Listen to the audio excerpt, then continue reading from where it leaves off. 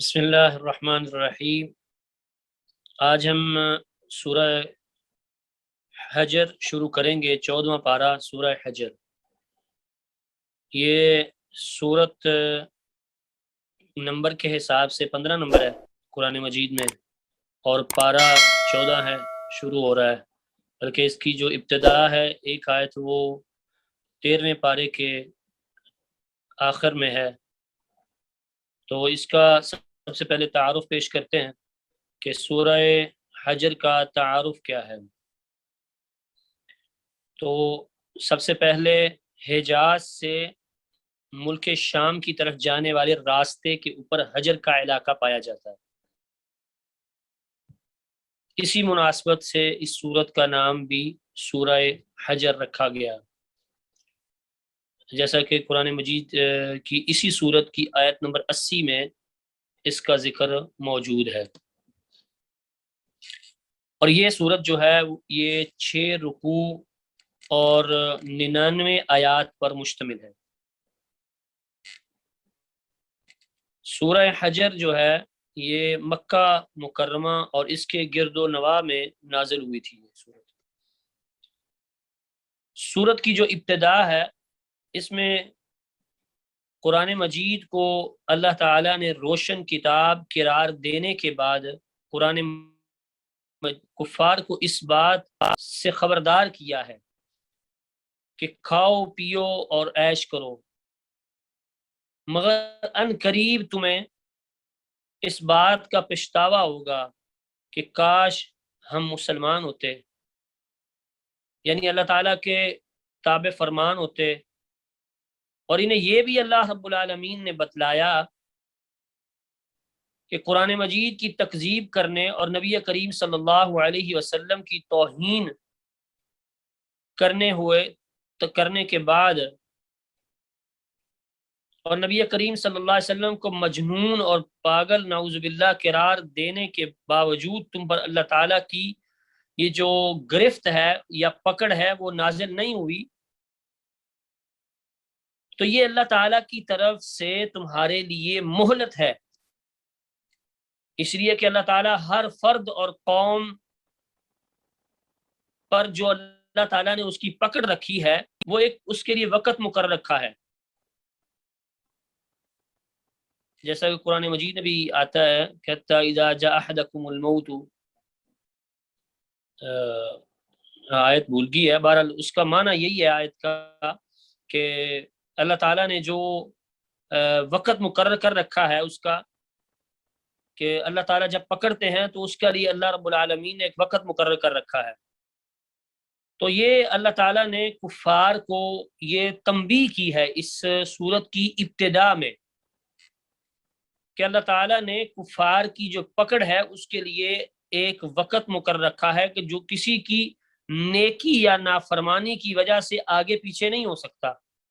مثال کے طور پر اگر کسی شخص کو زیادہ سرکش ہے، زیادہ گناہ کرنے والا ہے، زیادہ ظلم و زیادتیاں کرنے والا ہے، تو بعض لوگ کہتے ہیں کہ یہ اس کی پکڑ نہیں ہو رہی، اللہ تعالیٰ نے اس کو ڈھیل دی ہوئی ہے، تو یہ اللہ تعالیٰ کی طرف سے اس کے لیے مہلت ہے، زیادہ مہلت اس کو مل گئی ہے۔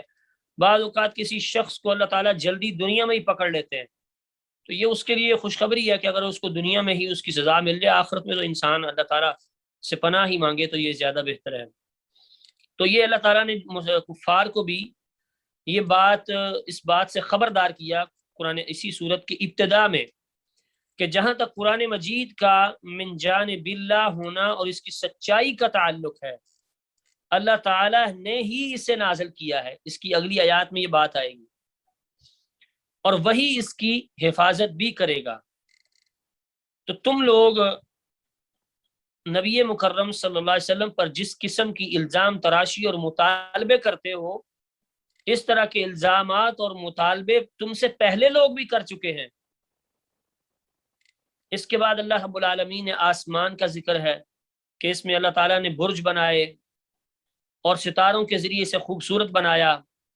ستارے ایک طرف آسمان کی خوبصورتی کا سبب بھی ہیں اور دوسری طرف شیاطین کے لیے بھڑکتے ہوئے شعلوں کی مانند بھی ہے۔ یہ اللہ نے کیوں کہا یہ بات؟ یہاں پہ ایک مثال کے طور پر جادو کا تذکرہ بھی ہے بہت سے مفسرین نے یہاں پہ جادو کی جو بہت ساری چیزیں ہیں ان کا بھی ذکر کیا ہے کہ یہ جو جنات ہیں یہ کیسے خبریں لے کے آتے ہیں، پوری تفصیل ہے اس کی۔ میں ذرا سورت کی تعارف کی ابتدا میں یہ ساری باتیں کہہ رہا ہوں کہ بھی اس میں آپ کو سمجھ آ جائے کہ بھی قرآن مجید کی سورت کا خلاصہ کیا ہے۔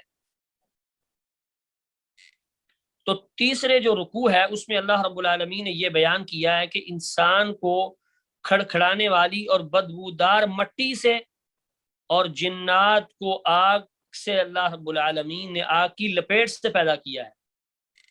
پھر بھی اللہ رب العالمین نے موقع کی مناسبت سے حضرت آدم علیہ السلام کے سامنے ملائکہ کا سجدہ کرنا اور شیطان کا سجدہ کرنے سے انکار کرنا اس کو لعین قرار دینا، یہ بھی اسی صورت میں ہی بیان کیا اللہ رب العالمین نے۔ شیطان کی درخواست کو پھر اللہ رب العالمین نے شیطان کی درخواست کو قبول کرتے ہوئے شیطان کو قیامت تک کے لیے مہلت دے دی، اس کا تذکرہ بھی اسی صورت میں نازل ہوا ہے۔ اور اس کے بعد اللہ رب العالمین نے قوم لوط کی تباہی کے لیے بھیجے جانے والے ملائکہ کے سفر کی رویداد کو بھی بیان کیا ہے، اور ان ملائکہ کا حضرت ابراہیم علیہ السلام کے پاس جانا یہ بھی اسی صورت میں بیان ہوا ہے۔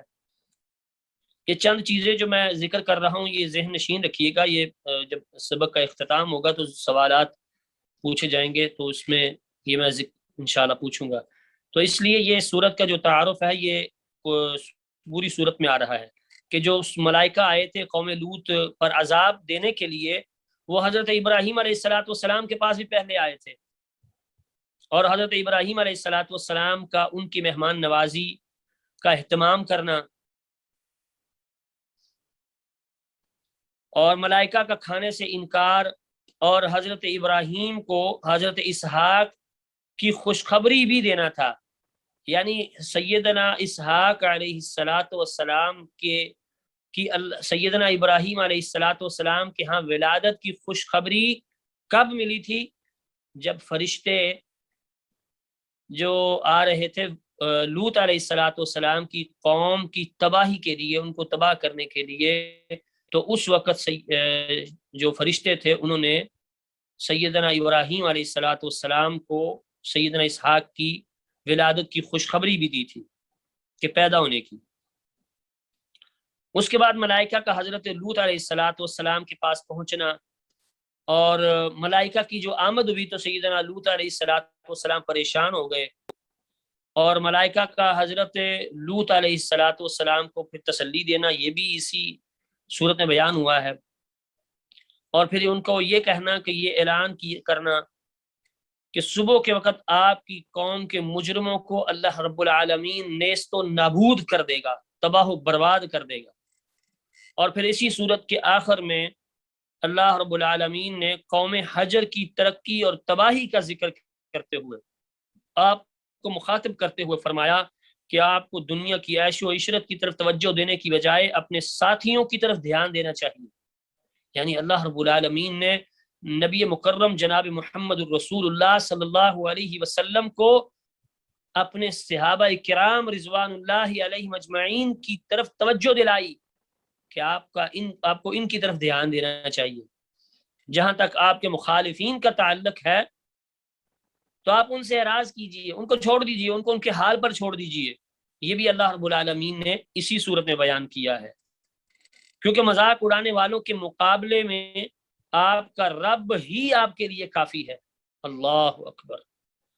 آپ کا رب جانتا ہے کہ ان کے الزامات اور استہزاء کی وجہ سے آپ کا دل، اور یہ بات حقیقت ہے کہ نبی مکرم صلی اللہ علیہ وسلم کا دل بڑا غمگین ہوتا تھا کہ میں تو ان کے لیے ایک خوبصورت چیز لے کے آ رہا ہوں، میں ان کو ایسا دین پیش کر رہا ہوں، لیکن وہ مخالفت میں اترتے ہی جاتے ہیں۔ اس بات سے نبی مکرم صلی اللہ علیہ وسلم بڑے پریشان بھی ہوتے تھے، اور اللہ رب العالمین کو اس بات کا پتہ بھی تھا، اور اسی صورت میں اللہ نے بیان بھی کیا کہ آپ کو کہ ان کے الزامات یا ان کی مخالفت کی طرف سے وجہ سے پریشان ہونے کی ضرورت نہیں ہے۔ یہ اللہ رب العالمین نے اسی صورت میں بیان کیا ہے کہ آپ کا دل غمگین ہوتا ہے، آپ کو نصیحت کی جاتی ہے کہ آپ کو مخالفوں کی طرف توجہ دینے کی بجائے اپنے رب کی عبادت میں مصروف ہو جایا کریں، یہ کام آپ نے اپنی موت تک کرتے رہنا ہے۔ یہ چند چیزیں جو ہے یہ اپنے ذہن نشین رکھیے گا سورہ حجر کے تعارف میں۔ تو سورت شروع کرتے ہیں، بسم اللہ الرحمن الرحیم۔ الف لام را تلک آیات الکتاب وقرآن مبین۔ تلک آیات الکتابی، یہ آیتیں ہیں کتاب کی، وقرآن مبین اور روشن قرآن کی۔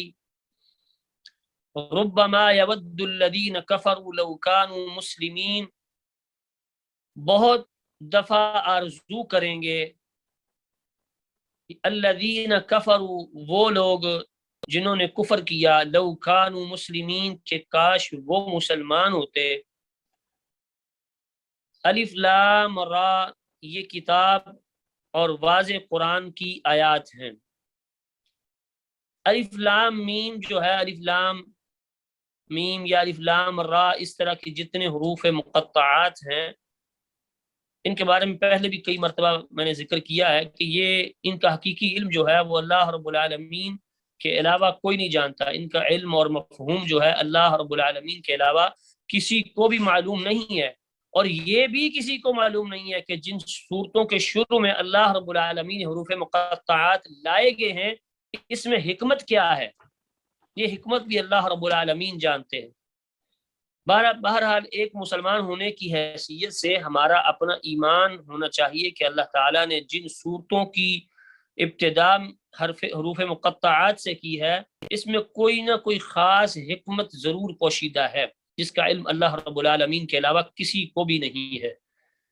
تو سورۃ حجر کی ابتدا بھی حروف مقطعات سے ہوئی، تو اللہ رب العالمین نے ارشاد فرمایا یہ کتاب الہی ہے جس کا نام قرآن مجید ہے۔ یہ کتاب ہے، یہ ایسی کتاب ہے جو اپنے احکام کو بالکل واضح طور پر بیان کرتی ہے۔ اور پھر اللہ رب العالمین نے قرآن مجید کے بدترین جو مخالفین ہیں ان کی زبانوں سے اس کتاب کی جو حقانیت ہے اس کو بیان بھی کیا ہے۔ بلکہ میں تو ایک ذکر کروں گا، مجھے یاد آیا کہ بہت سارے مستشرقین بھی ایسے تھے، اور جب بلکہ بہت سارے ہندو بھی، عیسائی بھی، مستشرقین جتنے بھی ہیں، میں ان میں سے ایک دو کا ذکر کر دیتا ہوں۔ ویسے تو جو کتابیں ہیں انسائکلوپیڈیا آف قرآن ہے اس میں بھی، اور اس کے علاوہ جو ایک ہندو ہے اس کا نام ڈاکٹر گستاذلی بان ہے، میں نے اس کی کتاب پڑھی ہے، تہذیب تمدن عرب کے نام سے اس نے کتاب لکھی ہے، وہ بڑی زبردست کتاب ہے۔ اس کے اندر اس نے قرآن مجید کی جو حقانیت ہے اس کی حیرت انگیزی کا اعتراف کیا، اور اس کے جو الفاظ تھے اس نے لکھا ہے کہ نبی مکرم صلی اللہ علیہ وسلم کی ذات جو ہے وہ اسلام کی ایک حیرت انگیز شخصیت ہے، اور نبی مکرم صلی اللہ علیہ وسلم پر نازل ہونے والا جو قرآن ہے وہ بھی حیرت انگیز ہے۔ بلکہ اس نے یہ کہا کہ حیرت انگیز سرگزشت ہے یہ تو، بلکہ اس نے یہ بھی کہا کہ جس کی یہ جو قرآن مجید کی حیرت انگیز سرگزشت ہے اس کی ایک آواز نے ایک سوئی ہوئی قوم کو اٹھا دیا، اور اس وقت تک کسی ملک کے پر جو تھی کسی کی حکومت نہیں تھی، لیکن جب ان لوگوں نے قرآن مجید کو تھاما تو پوری دنیا کے یہ حکمران بن گئے۔ چشم فلک نے بھی دیکھا، چشم ارض نے بھی دیکھا کہ یہ لوگ جو بکریوں کے چرواہے تھے یہ کیسے عرب و عجم کے بادشاہ بن گئے۔ یہ قرآن مجید کی خاص برکت تھی۔ بلکہ سیدنا عمر رضی اللہ تعالیٰ عنہ کا ایک قول ہے کہ وہ کہا کرتے تھے کہ بلکہ ایک دفعہ ایک مرتبہ پتھر کے اوپر بیٹھے ہوئے ہیں تو اس کے اوپر چھڑی لگائی، کہا کہ عمر کو اللہ رب العالمین نے یہ عزت دی ہے تو یہ اس قرآن کی وجہ سے دی ہے اللہ نے، ورنہ آج عمر بھی بکریاں چرا رہا ہوتا، کسی کو عمر کا پتہ نہ ہوتا۔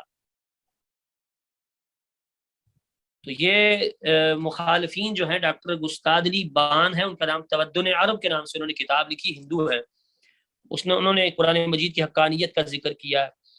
تو اسی طرح ایک اور بہت سارے مستشرقین بھی ہیں بہرحال مختصر وقت ہے، اسی پہ اکتفا کرتے ہیں۔ تو اگلی آیت میں اللہ رب العالمین نے ارشاد فرمایا ربما یود الذین کفروا لو کانوا مسلمین، بہت دفعہ آرزو کریں گے الذین کفروا، وہ لوگ جنہوں نے کفر کیا، کہ کاش وہ مسلمان ہوتے، ذرہم یأکلوا، چھوڑ دو ان کو، یأکلوا وہ کھا پی لیں، ویتمتعوا اور فائدہ اٹھا لیں، یعنی چند دن فائدہ اٹھا لیں، ویلہہم الامل اور غافل کیے رکھے ان کو، یعنی کس چیز سے؟ حساب نہ ہونے سے ان کو غافل کیے رکھنا، الامل امید، فسوف یعلمون پس جلد ہی وہ معلوم کر لیں گے، کس چیز کو؟ اپنے منطقی انجام کو معلوم کر لیں گے۔ وما اہلکنا من قریۃ الا ولہا کتاب معلوم، اور نہیں ہلاک کی ہم نے من قریۃ کوئی بھی بستی، الا مگر ولہا کتاب معلوم اس کا وقت لکھا ہوا مقرر اور معلوم تھا۔ تو اس سے مراد کیا ہے کہ یہ اللہ نے انتباہ کیا کہ مکے والوں کا بھی، مکے والوں تمہارا بھی جو وقت ہے وہ مقرر ہے، جو لکھا ہوا ہے۔ ما تسبق من امت اجلها وما يستأخرون، نہیں آگے بڑھ سکتی کوئی بھی امت، من امت اجلها کوئی بھی امت اپنی مدت سے، وما يستأخرون اور نہ وہ پیچھے رہ سکتے ہیں۔ وقت آئے گا کہ وہ لوگ جو کافر ہوئے ہیں کاش وہ مسلمان ہوتے، ذرہم یأکلوا ویتمتعوا ویلہہم الامل فسوف یعلمون، انہیں چھوڑ دیں وہ کھائیں اور فائدہ اٹھائیں تاکہ ان کی امیدیں ان کو غافل رکھیں، چنانچہ ان قریب وہ جان لیں گے۔ اور ہم نے کسی بستی کو ہلاک نہیں کیا مگر اس لیے کہ اس کا وقت اللہ رب العالمین نے لکھا ہوا ہے، اس لیے کہ اس کا وقت لکھا ہوا ہے۔ الا ولہا کتاب معلوم، ما تسبق من امت اجلها وما يستأخرون، کوئی امت اپنے وقت سے آگے نہ نکل سکتی ہے اور نہ پیچھے رہ سکتی ہے۔ اور ان آیات کا ربط کلام کیا ہے؟ ان آیات کا ربط کلام یہ ہے کہ اگر کفار ایمان نہیں لاتے، یہ کسی کی تصویر جو ہے وہ ادھر شاشے پہ ظاہر ہو رہی ہے، اگر کفار ایمان نہیں لاتے تو انہیں کھلے الفاظ میں اللہ رب العالمین نے خبردار کیا ہے کہ وہ وقت آئے گا کہ انہیں مسلمان نہ ہونے پر پچھتاوا بھی ہوگا۔ اور پھر اللہ رب العالمین نے نبی مکرم جناب محمد رسول اللہ صلی اللہ علیہ وسلم کو خاطب کر کے کہا کہ اے نبی صلی اللہ علیہ وسلم، آپ کے اخلاص اور جو آپ کی مسلسل کوشش ہے، اس کے باوجود یہ لوگ اپنے رب کی خالص بندگی نہیں کر رہے اور آپ کی رسالت کو تسلیم نہیں کر رہے۔ آپ نے تو بڑی پوری کوشش کی ہے، آپ بڑی محنت کرتے ہیں، آپ کی جہد مسلسل ہے، لیکن اس کے باوجود بھی وہ اللہ رب العالمین کو تسلیم نہیں کر رہے، نہ آپ کی رسالت کو تسلیم کر رہے ہیں۔ تو ان سے الجھنے کی بجائے ان کو ان کی حالت پر چھوڑ دیجئے۔ اے حق کا انکار کرنے والو، اللہ نے مخاطب کیا کہ اے حق کا انکار کرنے والو۔ یہاں پہ جو اللہ نے لفظ بولا ہے نا ربما، یہ جو ربما ہے یہ ربما بولتے ہیں ترجی اور تمنی کے لیے۔ ترجی اور تمنی کہتے ہیں کسی چیز کی امید کرنا، یا کسی ترجی ہوتا ہے کسی چیز کی خواہش کرنا۔ تو یہاں پہ جو ہے یہ ترجی اور تمنی کے لیے، تمنی اور ترجی کے لیے یہ جو الفاظ ہیں، یہ ربما کا لفظ استعمال، یعنی کسی وقت، شاید، ممکنات میں سے، اس کا معنی یہ کہاں بعض مفسرین نے کیا ہے میں کی ہے کہ یہ جو آپ ان کو ان کی حالت پر چھوڑ دیں، اگر یہ ایمان نہیں لاتے، اللہ اور اس کے رسول صلی اللہ علیہ وسلم کو نہیں مانتے، تو آپ ان کو چھوڑ دیجئے ان کی حالت پہ۔ یہ حق کا انکار کرنے والے ہیں ان کو کہہ دیجئے کہ کھاؤ پیو فائدہ اٹھاؤ، اپنے خوبصورت جو آپ کی دنیا کی زندگی کے سپنے ہیں اور امیدیں ہیں ان میں مگن رہو، ان سے غافل رہو۔ کس چیز سے؟ اللہ اور اس کے رسول صلی اللہ علیہ وسلم پر جو اللہ نے حق نازل کیا ہے، اس سے غافل رہو۔ لیکن یاد رکھنا وہ وقت آئے گا کہ یہ خواب جو ہیں، یہ امیدیں جو ہیں، یہ آپ کے سپنے جو ہیں، ایک دن چکنا چور ہو جائیں گے۔ جس اللہ رب العالمین کا آپ انکار کر رہے ہو، قیامت کے دن اس کے سامنے آپ کو حاضر ہونا ہوگا، اپنے اعمال کا انجام پانا ہوگا۔ اور پھر جہاں تک ان کے اصرار اور تکرار کا تعلق ہے تو ان کی بغاوت اور نافرمانیوں کے باوجود ان کے احتساب اللہ رب العالمین کیوں نہیں کر رہا؟ اور انہیں یہ تاخیر اللہ تعالیٰ کے مقرر کیے ہوئے ضابطے کے مطابق اللہ رب العالمین نے لکھی ہوئی ہے، وہی بات جو اللہ نے کہا ہے کہ وَمَا أَهْلَكْنَا مِنْ قَرْيَةٍ إِلَّا وَلَهَا كِتَابٌ مَعْلُومٌ۔ کہ یہ جو بار بار اصرار کرتے ہیں نا کہ ہم پر اللہ رب العالمین عذاب نازل کرے یا ہمیں کوئی ایسی نشانی دکھائے اللہ رب العالمین، تو اللہ رب العالمین پکڑ کیوں نہیں رہا؟ اور اس نے ہر قوم کی جو تباہی ہے اس کو جی پکڑ ہے، مواخذہ جو ہے اس کا کرنا اس کے وقت مقرر رکھا ہے۔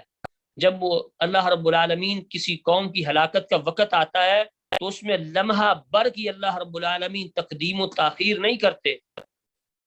اللہ رب العالمین نے اپنے ہاں لوح محفوظ میں، جیسے کہا اللہ نے فی لوح محفوظ سورہ بروج میں، اس میں اللہ نے پوری آیات کہی ہے ان بطش ربک لشدید انہ هو یبدئ ویعید وهو الغفور الودود ذو العرش المجید فعال لما، آخر تک فی لوح محفوظ تک اللہ رب العالمین نے انہی چیز کا ذکر کیا ہے کہ اللہ رب العالمین کی پکڑ بڑی سخت ہے۔ اللہ رب العالمین جب پکڑنے پہ آتے ہیں تو پھر ایک لمحہ بر کی تقدیم و تاخیر نہیں ہوتی۔ تو یاد رکھو، تو یہ لوگ پھر حسرت کریں گے، جو پہلی آیات ہے ربما یود الذین کفروا لو کانوا مسلمین، تو یہ پھر خواہش کریں گے، حسرت کا اظہار کریں گے، کس چیز کا؟ کاش ہم مسلمان ہوتے۔ یہی بات جو میں نے کہی ہے کہ ترجیح اور تمنی کے لیے تمنا کریں گے، خواہش کریں گے کہ کاش ہمارا جو ہم ایمان لے آتے، ہم مسلمان ہوتے۔ حسرت کا، افسوس کا اظہار کرتے ہوئے صدائیں دیں گے کہ کاش ہم اس سے پہلے اپنے رب کے تابع فرمان ہو چکے ہوتے۔ لیکن اس وقت ان کی جو آہوزاریاں ہیں ان کو فائدہ نہیں دیں گی۔ اس کا تذکرہ بھی اللہ رب العالمین نے قرآن مجید میں کیا ہے۔ اللہ رب العالمین نے کیا کہا؟ فَلَمْ يَكُ يَنْفَعُهُمْ إِيمَانُهُمْ لما رأوا بأسنا سنة الله التي قد خلت في عباده وخسر هنالك الكافرون۔ سورہ مومن کی آیت نمبر 85 میں اللہ رب العالمین نے کہا کہ جب وہ ہمارا، وہ کیا کہیں گے؟ اللہ رب ان کی کیفیت کو بیان کیا اللہ رب العالمین نے کہا کہ جب وہ ہمارا عذاب دیکھ چکے تو ان کے ایمان نے انہیں کچھ فائدہ نہ دیا۔ فلم یک ینفعہم ایمانہم، تو یہ اللہ کا طریقہ ہے جو اس کے بندوں میں چلا آ رہا ہے، وہ کافر خسارے میں رہیں گے۔ اور پھر نبی مکرم صلی اللہ علیہ وسلم نے صحیح مسلم میں حدیث آتی ہے کہ نبی حضرت عبداللہ بن عمر رضی اللہ تعالیٰ عنہ بیان کرتے ہیں کہ نبی مکرم صلی اللہ علیہ وسلم نے فرمایا کہ اللہ تعالیٰ نے زمین و آسمان پیدا کرنے سے 50,000 سال پہلے ہر چیز مخلوق کی تقدیر اللہ رب العالمین نے لکھ دی ہے۔ اس وقت اس کا عرش پانی پر تھا، وَكَانَ عَرْشُهُ عَلَى الْمَاءِ، اس وقت اللہ رب العالمین کا عرش پانی پر تھا۔ تو یہ جو ان آیات سے، یہ جو 4 آیات میں نے پڑھی تھی، ان میں اللہ رب العالمین نے جو باتیں بیان کی ہیں اس سے کیا مسائل اخذ ہوتے ہیں؟ وہ اس سے یہی بات معلوم ہوتی ہے، مسائل جو ملتے ہیں وہ یہی ہیں، قرآن مجید جو ہے ایک واضح کتاب ہے، اور کافر قیامت کے دن تمنا کریں گے کہ کاش لو کان مسلمین، کاش ہم مسلمان ہوتے۔ اور پھر اگلی آیتوں میں جو اللہ رب العالمین نے بیان کیا ہے، اس سے مسئلہ یہ اخذ ہوتا ہے کہ جو کفار کو اللہ رب العالمین یا مسلمانوں میں سے بھی اللہ رب العالمین، اگر کوئی شخص زیادہ سرکش ہے تو اللہ رب العالمین نے اس کو ڈیل دی ہوئی ہے، مہلت دی ہوئی ہے۔ اللہ رب العالمین جب کسی کی پکڑ کریں گے تو اس کا اللہ رب العالمین نے وقت لکھا ہوا ہے۔ اللہ رب العالمین دنیا میں مہلت دیتے ہیں انسانوں۔ تو اگلی جو آخری آیت ہے اس سے کیا مسئلہ اخذ ہوتا ہے کہ قرآن مجید کی روح سے یہ بات معلوم ہوتی ہے کہ اللہ رب العالمین کے حکم کا جو ہے اس کی پکڑ سے جب وہ پکڑنا چاہے تو ایک لمحے کی تقدیم و تاخیر نہیں ہوتی۔ تو اگلی آیت میں اللہ رب العالمین ارشاد فرما رہے ہیں وَقَالُوا يَا أَيُّهَا الَّذِي نُزِّلَ عَلَيْهِ الذِّكْرُ إِنَّكَ لَمَجْنُونَ، اور کہتے ہیں کون؟ کافر، یا ایھا الذی، اے وہ شخص، نزل، کہ اتاری گئی ہے، علیہ الذکر، جس پر نصیحت کی کتاب، انک لمجنون، یقیناً تو ضرور دیوانہ ہے۔ اب یہاں پہ جو پہلے بات تھی کفر بالکتاب کا ذکر ہوا، اب ان آیات میں کفر بالرسالت کی بات شروع کی اللہ رب العالمین نے۔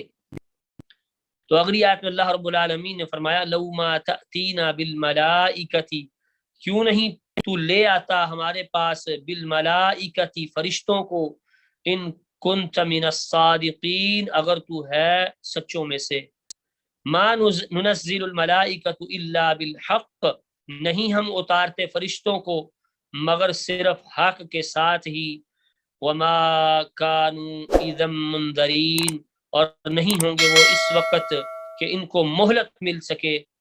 یعنی فرشتے مہلت جو ہے وہ تو مہلت ختم ہونے پر آتے ہیں نا، اس سے پہلے تو فرشتے نہیں آتے، تو یہاں بھی یہی چیز مراد ہے۔ تو اللہ رب العالمین نے یہ کہا کہ وقالوا یا ایھا الذی نزل علیہ الذکر انک لمجنون، انہوں نے کہا جس شخص پر قرآن نازل کیا گیا ہے یقیناً وہ پاگل ہے۔ لو ما تأتینا بالملائکۃ ان کنت من الصادقین، ہمارے پاس فرشتے کیوں نہیں لے آتا اگر تو سچوں میں سے ہے۔ ما ننزل الملائکۃ الا بالحق وما كانوا اذا منذرین، ہم فرشتوں کو نہیں نازل کرتے مگر حق کے ساتھ، اور اس وقت وہ مہلت نہیں دیے جاتے۔ اب ان آیات کا ربط کلام کیا ہے کہ حق کا انکار اور دنیا پرستی کی وجہ سے لوگ انبیاء کرام علیہ الصلاۃ والسلام کو مجنون اور پاگل بھی کہا کرتے تھے۔ اللہ اکبر! اور یہ اللہ کے دین کی دعوت کتنی جو ہے عظیم ہے کہ لوگ جب بھی کوئی شخص بھی دنیا میں انبیاء علیہ الصلاۃ والسلام کے علاوہ بھی کوئی شخص دنیا میں حق کی دعوت کو بلند کرتا ہے تو یہ بات فطری ہے، جو حق اور سچ کی بات کرے گا اس کے خلاف آوازیں اٹھانے والے بہت زیادہ ہوں گے۔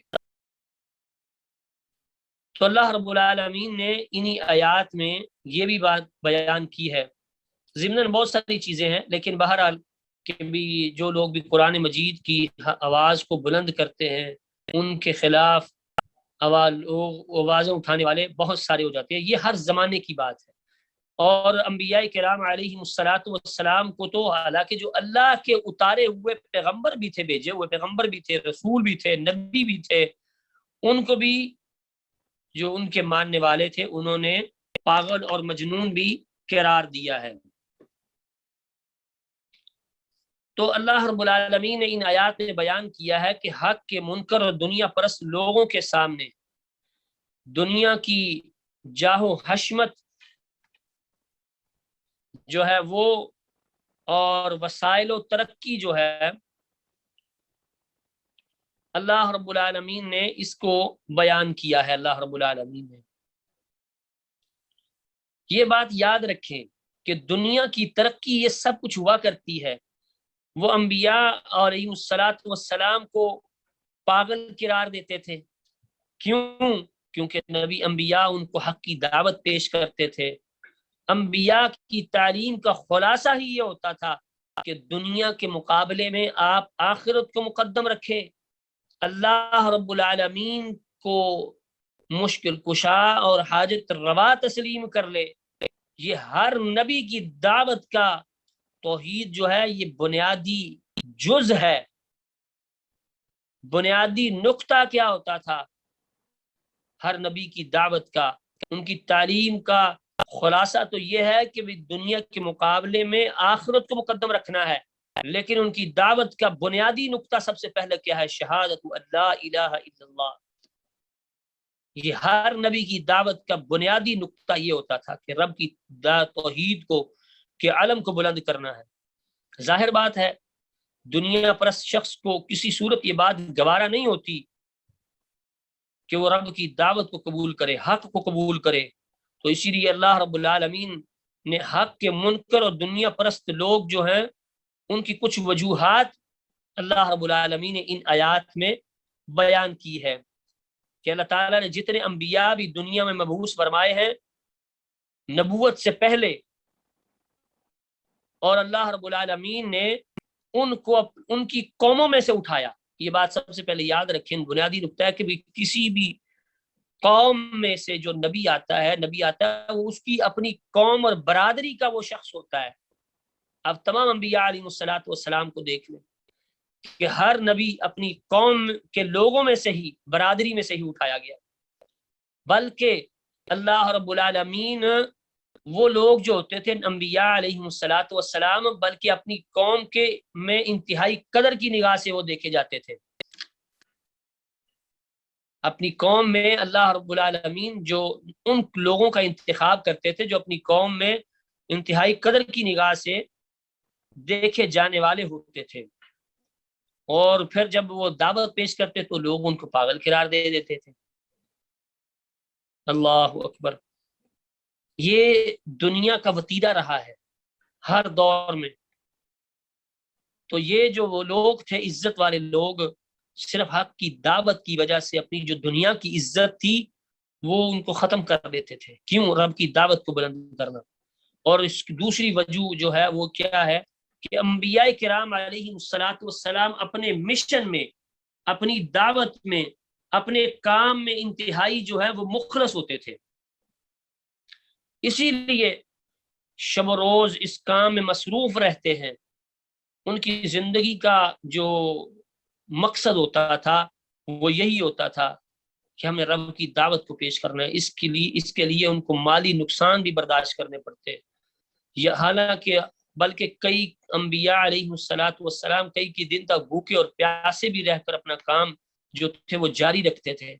بلکہ آپ اسلام کی ابتدا دیکھ لیں کہ نبی مکرم صلی اللہ علیہ وسلم نے کس طرح، آپ سب کو معلوم بھی ہے لیکن چلے ہلکا سا ذکر بھی ضرور کرنا چاہیے کہ صحابہ کرام رضوان اللہ علیہم اجمعین جو تھے ان کی جو حالت تھی وہ کیا ہوتی تھی، وہ کس طرح رب کی دعوت کو پیش کرتے ہیں، وہ کس طرح اللہ رب العالمین کی جو دعوت ہے ان کو وہ کس طرح پیش کرتے ہیں، اور رب کے سامنے وہ اپنے آپ کو پیش کرتے ہیں۔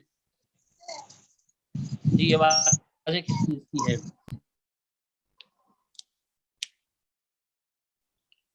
تو اس بات کا اللہ رب العالمین نے تذکرہ کیا ہے کہ یہ لوگ جو ہیں یہ ہر وقت اللہ رب العالمین کی جو انبیاء علیہ السلام ان کی پہلی کیا چیز ہوتی ہے کہ وہ اپنی قوم اور برادری میں سے ہوا کرتے ہیں۔ دوسری چیز کہ انبیاء کرام علیہ السلام اپنے کام میں انتہائی مخلص ہوا کرتے تھے۔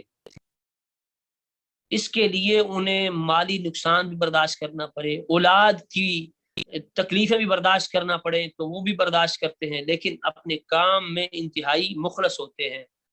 اور تیسری جو وجہ ہے وہ کیا ہے کہ انبیاء کرام علیہ السلام جو تھے دعوت حق کی خاطر کئی قسم کے الزامات اور بھی برداشت کرتے تھے، الزام تراشیاں اور بہتان بازیاں بھی برداشت کرتے تھے، یہاں تک کہ بے شمار انبیاء کرام علیہ السلام کو آروں سے چیر بھی دیا گیا تھا، قتل بھی کر دیے گئے نعوذ باللہ، لیکن دنیا پرست لوگوں کی موت پر تبصرہ کرتے، دنیا پرست جو لوگ تھے وہ انبیاء کرام علیہ الصلوۃ والسلام کی موت پر تبصرہ کرتے کہ اس شخص نے خام خواہ لوگوں سے دشمنی مول لی ہے اور اپنے آپ کو ہلاک کر لیا ہے نعوذ باللہ، یہ کہا کرتے تھے وہ لوگ ان کی قوم کے۔ لیکن بلکہ کئی روایات میں تو یہ بھی آتا ہے کہ ایک ایک دن میں یہ بنی اسرائیل کی جو قوم ہے انہوں نے کتنے کتنے انبیاء علیہ الصلوۃ والسلام کو شہید کر دیا تھا۔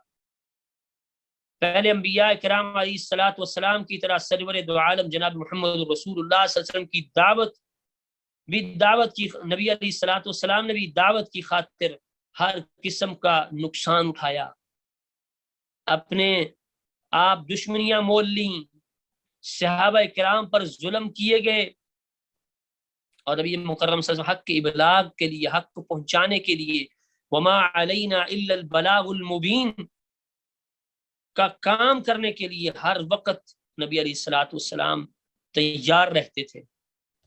جب آپ کی لوگ جو تھے آپ کی دعوت کا مقابلہ نہ کر پاتے اور آپ کے اخلاص کا مقابلہ نہ کر پاتے تو یہ مطالبہ کر ہم اس وقت اس کی نبوت کو تسلیم نہیں کریں گے جب تک کوئی فرشتہ ہمارے پاس نہ آئے اور ہماری تصدیق کے لیے ہمارے پاس نہیں آئے گا اس آپ کے کلام کی۔ تو یاد رہے کہ کفار کا موقف ایک نہیں ہوتا، کبھی بھی کفار کا موقف تو تبدیل ہوتا رہتا ہے ہر وقت۔ تو ان چیزوں سے تو اس کا جواب جو اللہ رب العالمین نے یہ دیا کہ یہ جب فرشتے نازل ہوتے بھی ہیں تو پھر بھی حق کا انکار ہی کریں گے۔ یہ فرشتے ہوئی اترتے دیکھ لیں گے نا تو پھر بھی حق کا انکار ہی کریں گے، یہ پھر بھی نہیں مانیں گے، پھر کوئی اور اعتراض کر دیں گے۔ تو اللہ رب العالمین نے ان کی پکڑ کا جو وقت ہے وہ ایک مقرر کر رکھا ہے۔ تو ان آیات سے جو 3-4 آیات ہیں اس سے یہ معلوم ہوتا ہے کہ کفار جو نبی علیہ الصلوۃ والسلام کو یا انبیاء علیہ الصلوۃ والسلام کو مجنون کہا کرتے تھے، اور کفار نے نبی مکرم صلی اللہ علیہ وسلم سے فرشتوں کے نازل ہونے کا مطالبہ کیا تھا ان آیات میں۔ تو اللہ رب العالمین نے یہ کہا کہ آخری آیت میں کہ اللہ تعالیٰ فرشتوں کو بھیج دیتا تو پھر کسی کو مہلت نہ ملتی۔ اس سے یہ معلوم ہوتا ہے کہ فرشتے تو اس وقت نازل ہوتے ہیں جب کسی قوم کی تباہی کا وقت آ جاتا ہے یا کسی کی موت کا وقت آ جاتا ہے۔ تو اگلی آیت میں اللہ رب العالمین ارشاد فرما رہے ہیں انا نحن نزلنا الذکر وانا له لحافظون، اور یقیناً ہم نے نازل کیا قرآن اور یقیناً ہم اس کے لیے اس کی ضرور حفاظت کرنے والے ہیں۔ وَلَقَدْ أَرْسَلْنَا مِن قَبْلِكَ فِي شِيَعِ الْأَوَّلِينَ، اور البتہ تحقیق ہم نے بھیجا ہے آپ سے پہلے بھی فی شیع الاولین پہلے گروہوں سے، وما یأتیہم من رسول الا کانوا بہ یستہزئون، اور نہیں وہ آتا ان کے پاس رسول سے الا مگر تھے وہ اس کے ساتھ وہ مذاق کرنے والے۔ کذالک نسلکہ فی قلوب المجرمین، اور اس طرح ہم داخل کر دیتے ہیں ان کو ان کے مجرموں کے دلوں میں۔ یقیناً ہم نے قرآن نازل کیا ہے اور ہم اس کی ہر صورت حفاظت کرنے والے ہیں۔ وَلَقَدْ أَرْسَلْنَا مِن قَبْلِكَ فِي شِيَعِ الْأَوَّلِينَ، اور تحقیق ہم نے آپ سے پہلے گروہوں میں بھی رسول بھیجے۔ وَمَا يَأْتِيهِم مِّن رَّسُولٍ إِلَّا كَانُوا بِهِ يَسْتَهْزِئُونَ، اور ان کے پاس جو رسول آیا انہوں نے اس کا مذاق اڑایا۔ كَذَلِكَ نَسْلُكُهُ فِي قُلُوبِ الْمُجْرِمِينَ، اور اسی طرح ہم یہ بات مجرموں کے دلوں میں داخل کر دیتے ہیں۔ اب اللہ رب العالمین نے یہ جو ربط کلام ہے اس کو بیان کیا ہے کہ نبی مکرم صلی اللہ علیہ وسلم کی مخالفت کس وجہ سے تھی ساری اصل۔ آپ پر نازل ہونے والے قرآن جو آیات نازل ہوتی تھی وہی نازل ہوتی تھی، اس کی وجہ سے وہ مخالفت کرتے تھے۔ اصل بنیادی وجہ کیا تھی مخالفت کی؟ وہ نبی مکرم صلی اللہ علیہ وسلم کی مخالفت کیوں کرتے تھے؟ وہ قرآن مجید کی وجہ سے کرتے تھے۔ اس لیے قرآن کے مخالفوں کو اللہ رب العالمین نے بالخصوص بتلایا ہے کہ تم جو چاہے کر لو، قرآن مجید قیامت تک محفوظ رہے گا۔ اور نبی مکرم صلی اللہ علیہ وسلم کے ساتھ لوگوں کی مخالفت کا بنیادی سبب کیا تھا؟ آپ کی نبوت کا اعلان اور آپ پر نازل ہونے والی وحی۔ مخالفت کرنے والے یہی لوگ جو مخالفت کر رہے تھے، یہ آپ کو تو صادق و امین کہہ کر پکارا کرتے تھے، لیکن جیسے ہی قرآن نازل ہوا، وہ سگا چچا ابو لہب، 2 بیٹیاں بھی لی ہیں نبی مکرم صلی اللہ علیہ وسلم کی، اس کے باوجود بھی سب سے پہلے مخالفت پر اتر آیا۔ اللہ اکبر۔ جو ہی قرآن نازل ہوا، آپ نے اسے لوگوں تک پہنچایا تو مکہ کے لوگوں کی جو اکثریت ہے وہ نبی مکرم صلی اللہ علیہ وسلم کی مخالفت میں روز بروز بڑھتی چلی گئی، اور وہ اس بات کا مطالبہ کرتے تھے کہ قرآن کی بجائے کوئی اور چیز لے، اور قرآن ہمارے سامنے لے کے آؤ۔ قرآن کے فلاں، کبھی یہ کہتے قرآن کے فلاں حصے کو تبدیل کر دو، کبھی یہ کہتے کہ اس کے مقابلے میں کوئی اور صورت لے آؤ، کبھی کوئی اور مطالبات کر دیتے، کبھی ان مطالبات کو مسترد کر دیتے، پھر کوئی اور نئے لے آتے۔ تو اللہ رب العالمین نے یہ کہا کہ آپ اپنی طرف سے پورا زور لگا لو، حق کا انکار کر دو، کچھ بھی کر لو، یہ قرآن کا جو نور ہے یہ قیامت تک روشن رہے گا، اس کو اللہ بجھنے نہیں دے گا۔ اللہ اکبر۔ تو اسی لیے اس مقام پر قرآن مجید میں کو ذکر قرار دیا، انا نحن نزلنا الذکر وانا له لحافظون، ہم نے اسے نازل کیا اور ہم ہی اس کی حفاظت کرنے والے ہیں۔ اللہ رب العالمین نے اپنے فرمان کے مطابق نہ صرف ہمیشہ کے لیے قرآن کی حفاظت کا بندوبست کیا ہے، بلکہ اس کی ایک ایک چیز کو محفوظ کر دیا ہے۔ اللہ اکبر۔ قیامت کے تک کے لیے اللہ رب العالمین نے قرآن مجید کو محفوظ کر دیا ہے۔ اور یہ بات یاد رکھیں کہ مشرکین جو تھے عرب والے، ان میں زیادہ پڑھنے لکھنے کا رواج نہیں تھا، یہ بڑا تجارتی اور ثقافتی مرکز ہونے کے باوجود بھی ان میں چند صرف پڑھے لکھے لوگ تھے، اور بھی معمولی پڑھنا لکھنا جانتے تھے، تقریباً میرے خیال 20-25 کے قریب لوگ تھے جو صرف پڑھنا لکھنا جو جانتے تھے، باقی سب ایسے ہی تھے، پڑھنے لکھنے کا رواج نہیں تھا۔ اور یہ بات یاد رکھیں، اپنے شدید علمی بحران، پڑھائی لکھائی کا رواج نہ ہونے کے باوجود نبی مکرم صلی اللہ علیہ وسلم اس بات کا اہتمام فرمایا کہ قرآن مجید کا، حالانکہ نبی علیہ الصلوۃ والسلام نبی امی ہے، آپ پڑھے ہوئے نہیں تھے، لیکن اس کے باوجود بھی محمد رسول اللہ صلی اللہ علیہ وسلم جو تھے وہ قرآن مجید کو مختلف پتوں پر، کبھی چمڑے پر، کبھی کسی چیز پر اس کو لکھوانے کا اہتمام کیا کرتے تھے، اور اس کی حفاظت کا بہترین انتظام کیا کرتے تھے۔ نبی مکرم صلی اللہ علیہ وسلم اپنے صحابہ کو کہتے تھے اس کو لکھ لو، چمڑے پر، کبھی پتوں پر، کبھی کسی چیز پر، رسول اللہ صلی اللہ علیہ وسلم لکڑی پر، پتھر پر، کسی بھی چیز پر نبی مکرم صلی اللہ علیہ وسلم کہتے تھے کہ اس کو لکھ لو۔ اور یہ بات یاد رکھیں کہ پرانے زمانے کی جو چند کتابیں، ان سے معلوم ہوتا ہے کہ قرآن مجید یا دوسری چیزیں اسی وقت اسی لیے لکھی گئی تھی۔ اور پھر میں یہ کہتا ہوں کہ قرآن مجید کی حفاظت جو ہے کتابی صورت میں وہ کس وقت شروع ہوئی؟ جب جنگ یمامہ ہوئی مسیلمہ کذاب کے ساتھ، سیدنا ابو بکر صدیق رضی اللہ تعالیٰ کے دور میں جب ختم نبوت کے لیے مسیلمہ کذاب کے ساتھ سیدنا ابو بکر صدیق رضی اللہ تعالیٰ عنہ نے جنگ کی، تو اس وقت نبی مکرم صلی اللہ علیہ وسلم کے ساتھی سیدنا ابو بکر صدیق رضی اللہ تعالیٰ عنہ نے مسیلمہ کذاب کے ساتھ جنگ کی، تو اس جنگ میں تقریباً 700 کے قریب حفاظ جو صحابہ تھے، قاری تھے، صحابہ کرام رضوان اللہ علیہم اجمعین، یہ شہید ہو گئے۔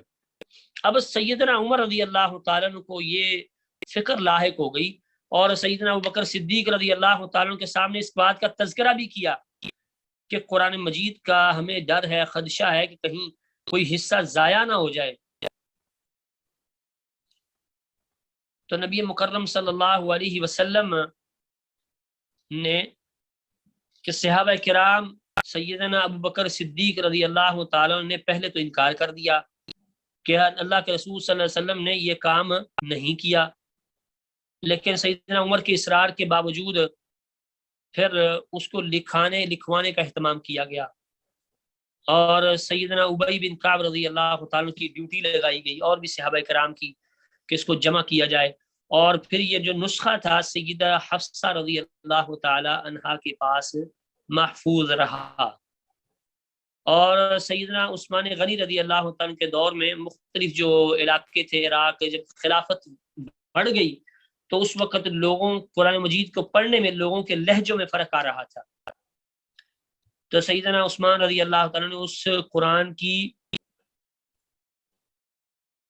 مختلف کاپیاں کروا کے، اس کی نقول کروا کے، کاپیاں کروا کے دوسری قوموں کی طرف بھیجیں تاکہ مسلمان جو تھے وہ ایک تلفظ پر قائم رہ سکے۔ تو یہ بھی ایک جو ہے قرآن مجید کو محفوظ ہونے کا ایک اللہ رب العالمین نے اس امت سے جو کام لیا ہے، وہ سیدنا عمر رضی اللہ تعالیٰ عنہ، سیدنا ابوبکر کو جامع قرآن کہا جاتا ہے اور سیدنا عثمان کو ناشر قرآن کہا جاتا ہے۔ اور اسی لیے تو اللہ رب العالمین نے سورہ قیامہ میں بھی کہا ان علینا جمعہ وقرآن، بے شک ہماری ذمہ داری ہے اس کا جمع کرنا اور اس کا پڑھانا۔ اور صحیح بخاری میں تو حدیث آتی ہے کہ جب نبی مکرم صلی اللہ علیہ وسلم پر یہ آیت نازل ہوئی لا یستوی القاعدون نازل ہوئی، تو رسول اللہ صلی اللہ علیہ وسلم نے فرمایا کہ زید کو میرے پاس بلاؤ، اور کہ وہ دوات اور شانہ کی ہڈی لے کر حاضر ہو۔ یعنی اس سے معلوم ہوتا ہے کہ نبی مکرم صلی اللہ علیہ وسلم اس کو کسی چیز پر لکھلوا لیا کرتے تھے۔ بلکہ میں تو یہ کہتا ہوں کہ یہ بات تو مکہ میں بھی تھی، سیدنا عمر رضی اللہ تعالیٰ جو اسلام لے کے آئے تھے، بعض جو کتب میں یہ واقعہ آتا ہے کہ سیدنا عمر رضی اللہ اسلام لے کے آئے تو اپنے بہنوئی کے گھر میں گئے تو انہوں نے چند چیزیں لکھی ہوئی دیکھی تھی، کہا تھا کہ مجھے دکھاؤ جس چیز کو آپ پڑھ رہے تھے مجھے بھی پڑھاؤ۔ تو یہ بات اس سے معلوم ہوتی ہے کہ قرآن مجید کو لکھنے لکھانے کا جو کام تھا وہ رسول اللہ صلی اللہ علیہ وسلم نے خود شروع کیا تھا۔ تو ان آیات پر اکتفا کرتے ہیں۔ تو ابھی سوال و جواب کا سلسلہ شروع کرنے کچھ تھوڑا سا۔ السلام علیکم ورحمۃ اللہ وبرکاتہ۔ شیخ جی یہاں پر قرآن کریم کو ان آیاتوں میں ذکر کے لفظ سے بیان کیا گیا، تو قرآن اور ذکر میں کیا فرق ہے؟ ذکر کا معنی نصیحت ہوتی ہے نا، تو قرآن تو اللہ رب العالمین نے اس کا نام رکھا ہے نا، اس کے لفظ سے تعبیر کیا ہے مفسرین نے، ذکر قرار دے دیا نا، ذکر کہتے ہیں نصیحت کو، اس لیے معنی یہی ہے کہ ہم ہی اس کی حفاظت کرنے والے ہیں، کیونکہ اللہ رب العالمین نے ایک ہی چیز کے مختلف الفاظ بھی ذکر کیے ہیں، اور عربی زبان کی انتہائی وسعت ہے، بلکہ اس عربی زبان کو تو ام الالسنہ کہا جاتا ہے کہ زبانوں کی ماں ہے۔ دنیا میں جتنی وسیع و عریض اور سب سے بڑی زبان ہے، آپ دیکھ لیں کہ انگلش چند الفاظ میں مکمل ہو جاتی ہے، لیکن عربی زبان انتہائی وسیع و عریض زبان ہے، زبانوں کی ماں ہے۔ شیخ جس طرح سے حضرت حفصہ رضی اللہ عنہ کے پاس قرآن کا جو لکھا ہوا نسخہ تھا، پہلے قرآن کا لکھا ہوا نسخہ تھا، تو وہ آج بھی محفوظ ہے یا پھر؟ اصل میں بعض لوگ جو سیدہ حفصہ رضی اللہ تعالیٰ عنہ کے قرآن مجید کا جو نسخہ ہے اس کے بارے میں تو کوئی مثبت یا کنفرم روایات نہیں ملتی۔ ہاں، جو سیدنا عثمان غنی رضی اللہ تعالیٰ عنہ کا جو قرآن مجید تھا، جو شہادت کے وقت آپ کے پاس تھا، یا جو اس کی نقول تھیں، وہ ترکی کے میوزیم میں بعض لوگ کہتے ہیں کہ وہ وہاں پر محفوظ ہیں، واللہ عالم، وہ بھی ایک تاریخی روایات ہیں، لیکن سیدہ حفصہ رضی اللہ تعالیٰ عنہ کے جو قرآن مجید جمع کیا تھا اس کے محفوظ ہونے کی کوئی بھی روایت یا کوئی بھی ایسی دلیل نہیں ملتی کتاب و سنت سے نہ تاریخی روایات سے۔ ہاں سیدنا عثمان غنی رضی اللہ تعالیٰ کی جو نقول تھی وہ آج تک اس کو محفوظ کہا جاتا ہے۔ جزاک اللہ خیر شیخ۔ جی میں نے یہ یہاں پہ لفظ ذکر کیا تھا جو پہلی آیت کے بعد دوسری آیت ہے کہ ربما کا معنی کس لیے یہاں پہ ہوتا ہے، کس معنوں میں استعمال ہوتا ہے؟ اس کا ترجیح و اس کی تمنی امید کرنا، کوئی اور ترجیح و بتائے نا۔ جی جی ٹھیک ہے، ترجیح اور تمنی کے لیے۔ تو یہ ترجیح اور تمنی کا معنی کیا ہے؟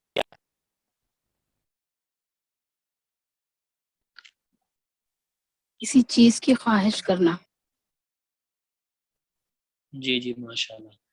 تو یہ بتائیے کہ میں نے سورت کا جو تعارف تھا وہ کوئی بھی ایک طلباء میں سے یا طالبات میں سے مختصراً ایک دو چیزیں بیان کر دیں۔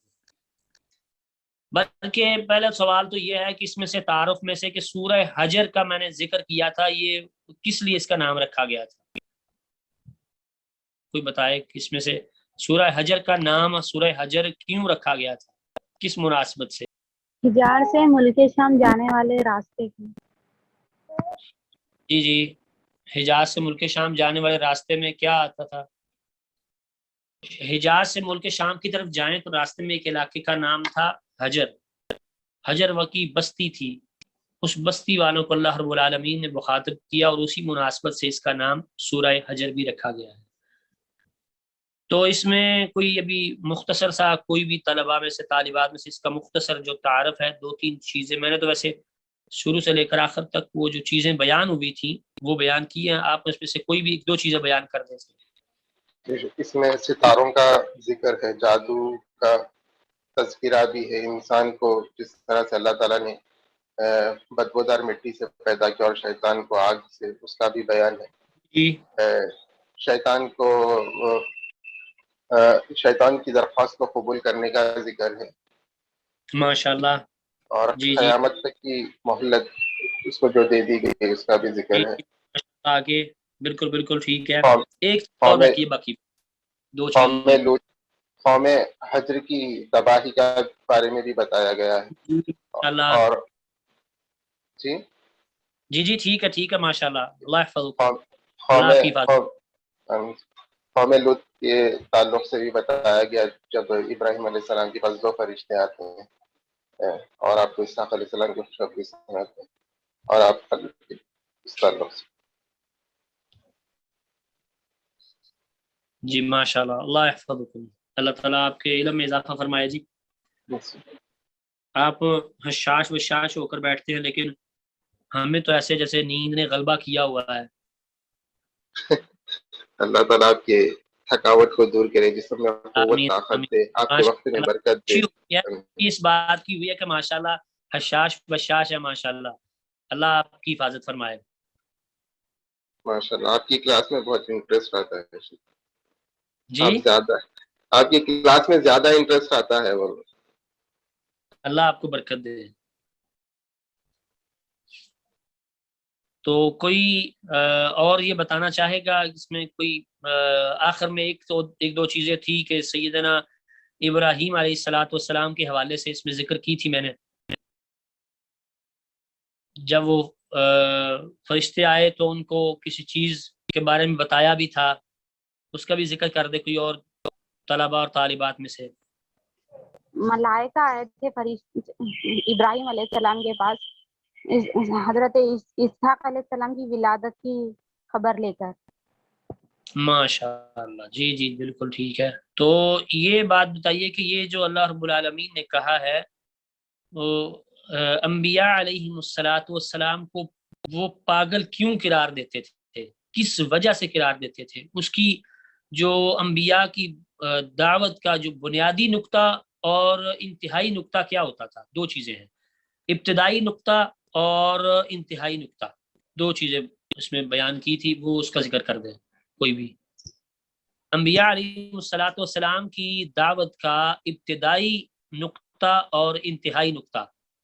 ایک اللہ کی عبادت کرنے کے لیے بولتے تھے نا، سارے وہ لوگ جو پہلے سے پرستش کرتے تھے ان کو چھوڑ کر ایک اللہ کی عبادت کی طرف آنے جی کے لیے ابتدائی اور انتہائی نقطہ کیا ہوتا ہے؟ انتہائی نقطہ یہی ہے کہ بھی وہ دنیا کے مقابلے میں آخرت کو ترجیح دینی ہے، جس کا مطلب یہ ہے کہ اللہ نے قرآن مجید میں ذکر کیا ہے نا سورہ 21 پارے میں، سورہ روم سے پہلی سورہ عنکبوت کے آخر میں کہ وما هذه الحیات الدنیا الا لعب ولهو وان الدار الاخرة لہی الحیوان، یہ دنیا کی زندگی تو یہ ہے کھیل تماشا ہے، تو یہ تو آخرت جو ہمیشہ کا رہنے والے چیز زندگی ہے وہ آخرت کی زندگی ہے۔ تو انبیاء کی دعوت کا ابتدائی نقطہ یہ ہوتا تھا کہ رب کی توحید کی دعوت دینا، اور انتہائی نقطہ کیا ہوتا تھا کہ دنیا کے مقابلے میں آخرت کو ترجیح دینی ہے، دنیا کو ہمیشہ نہیں سمجھنا۔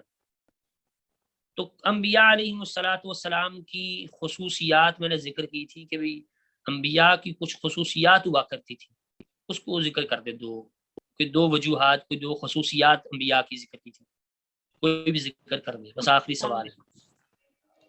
دعوت حق کے خاطر ہر قسم کے الزام بہتان تراش کو برداشت کرتے تھے اور انتہائی مخلص ہوا کرتے تھے۔ صحابہ کرام اور انبیاء کرام کی یہ حالت تھی کہ انتہائی مخلص ہوا کرتے تھے۔ جی ماشاء اللہ، جزاکم اللہ خیرہ، سبحانک اللہم وبحمدک اشہد ان لا الہ الا انت استغفرک واتوب الیک۔ السلام علیکم۔